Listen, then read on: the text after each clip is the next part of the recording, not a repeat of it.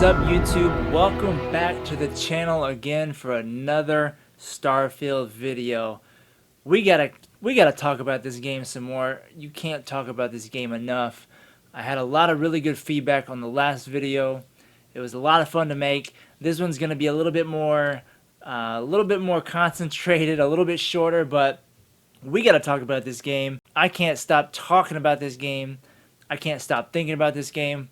I actually I called my friend today that I've known my whole life, and we talked about this game for another 2 hours on the phone, just like after everything we've seen, after everything we've learned, after all the questions that have already been answered and asked, and all the stuff that we're looking forward to, we still got to talk about this game. There's still a lot of unanswered questions, a lot of big questions. Couldn't fit it all into the last video, so I wanted to do another video and pique your interest here because there's a lot of cool things that are still up in the air. So let's roll. Alright, so I'm gonna bring up some really interesting questions about navigation, exploration, abilities, limitations, and all that good stuff. So let's jump right in to this video. There's a lot to get into. I couldn't cover it all in the last video again, so if you have any questions that you want to see answered or that are on your mind, put them in the comments below. Alright, so I'm just going to remix all the footage that I already edited and put together from the deep dive. I mean, that's all the footage that we all have that is current, so we're gonna jump right in here, and I'm just going to do some rapid fire questions here.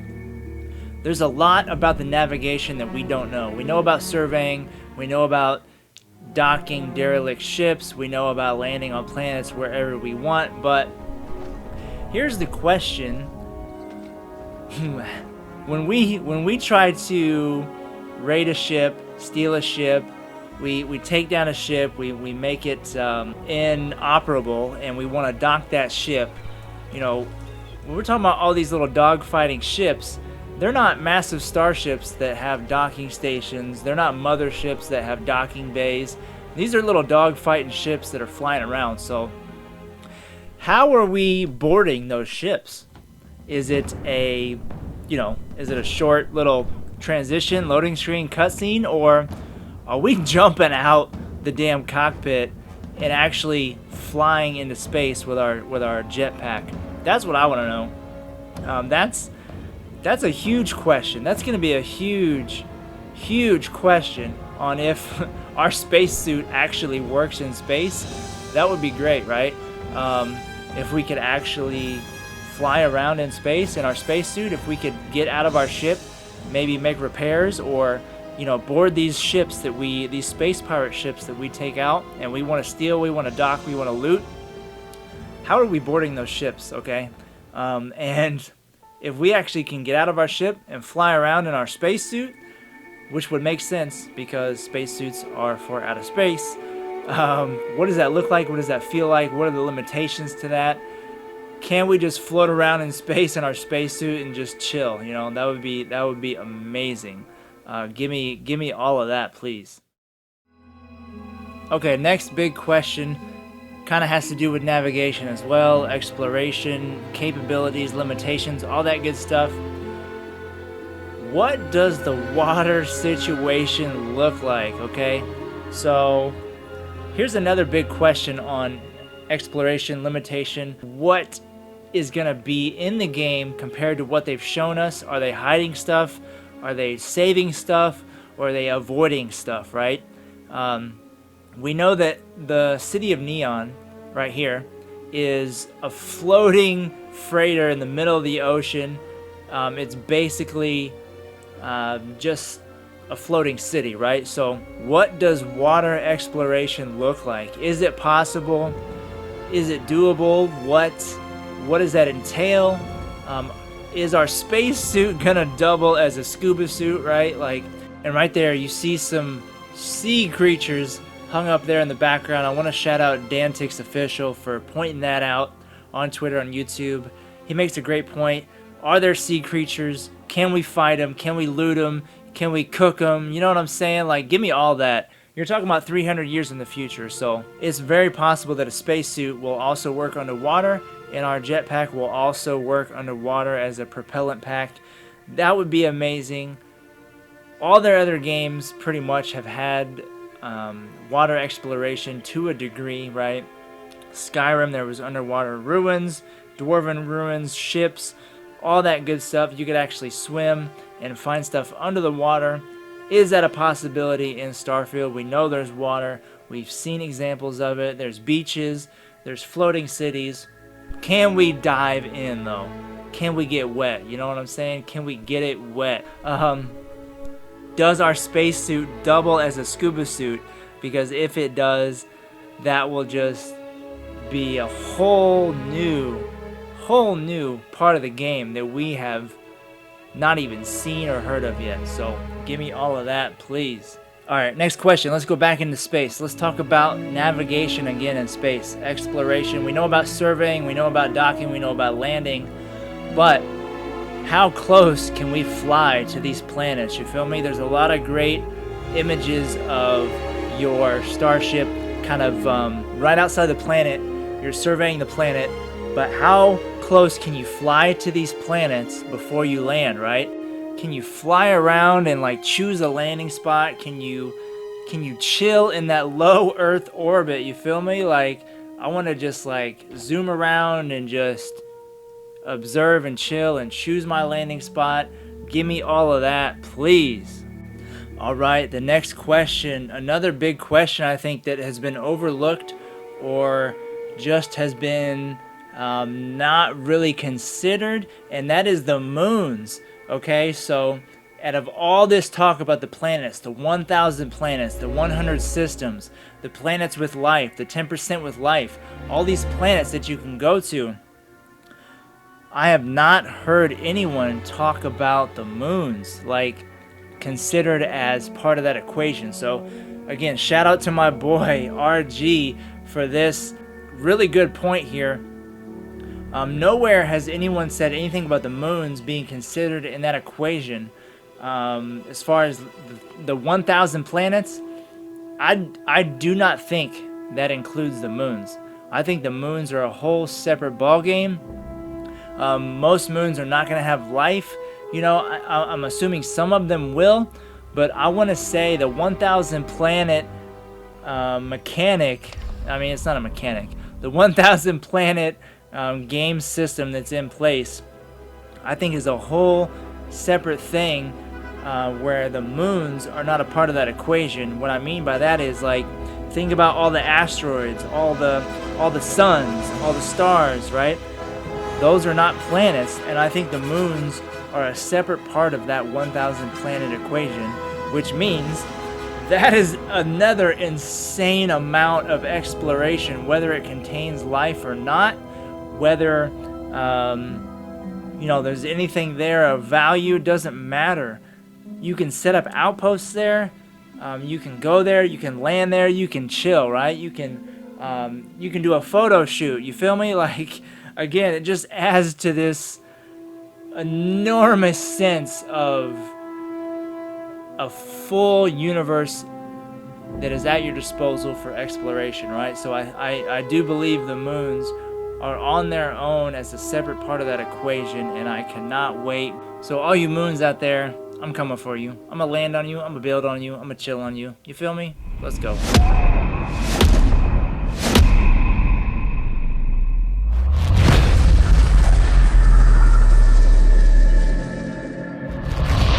Okay, once again, my favorite shot from the whole deep dive was like the last 15 seconds.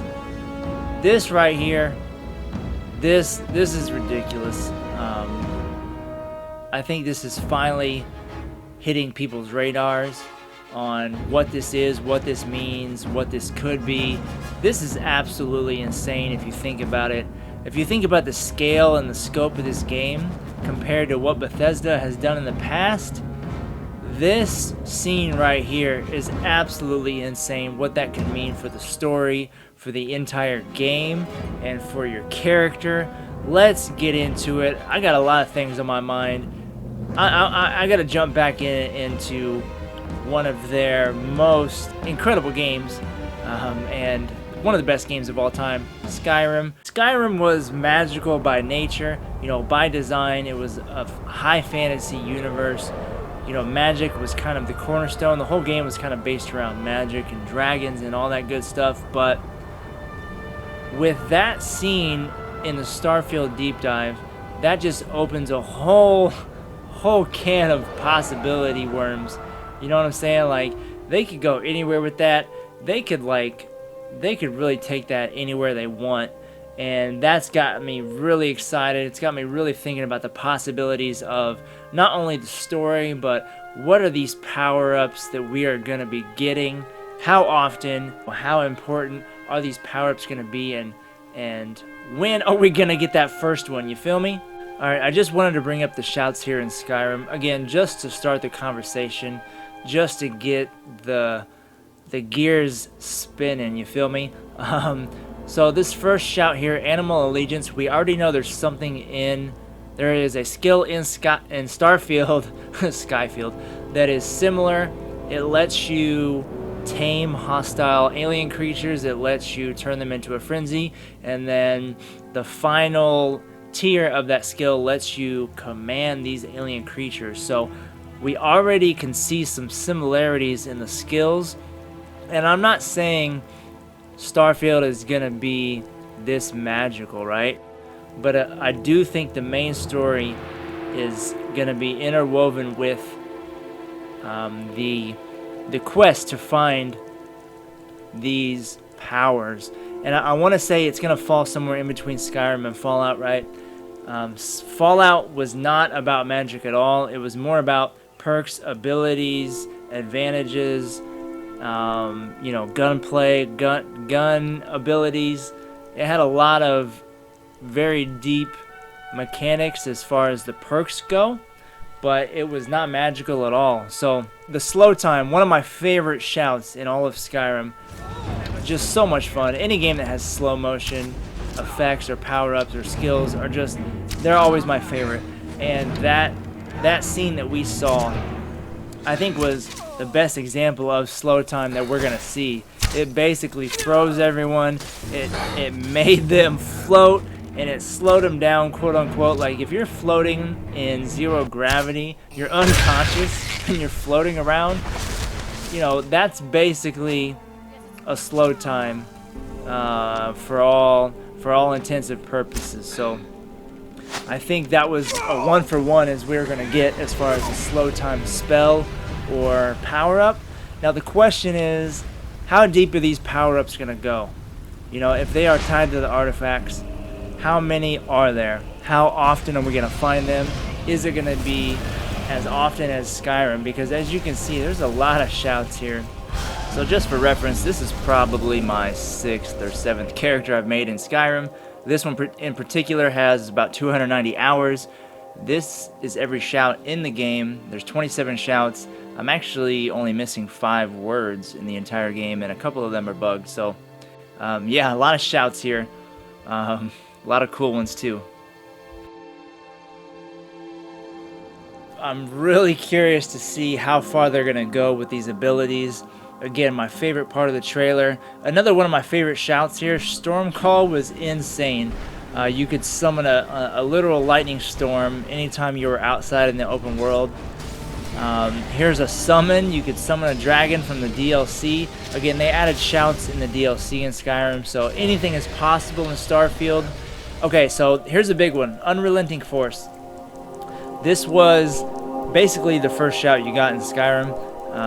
As far as the story goes, this was like the main go-to shout for like the main theme of the game, the memes, the main character, the story. It all revolved around this shout being the pillar of, you know, starting your journey to conquer Skyrim. And I really think that is what we saw in the trailer for Starfield, the deep dive with that scene with the hand and the gravity.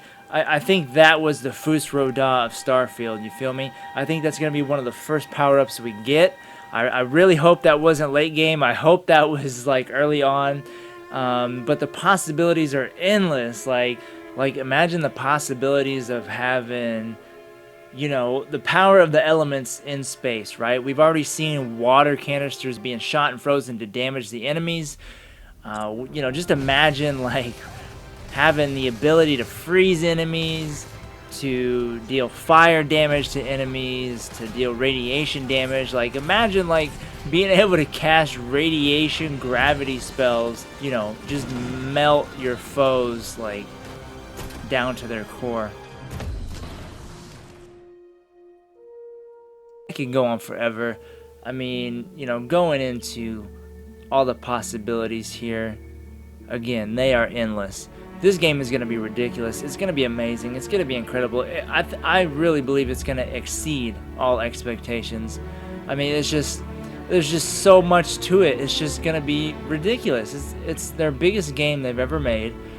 Like, it's not even close. Like, everyone that's worried about this game, you know, you are within your right to feel anxious and to feel worried and to be cautiously optimistic. But again, this is what they do. They've done it for 20 years. This game is their magnum opus. It's gonna be absolutely insane. They spent the last 10 months polishing this incredible experience, and there's not going to be anything else like it. It's not going to be even close. If this doesn't win Game of the Year, like, the industry is rigged. I'm telling you that right now. So we are now T-minus 3 weeks away from playing this absolute masterpiece of a beast. So I will see you on the launch pad.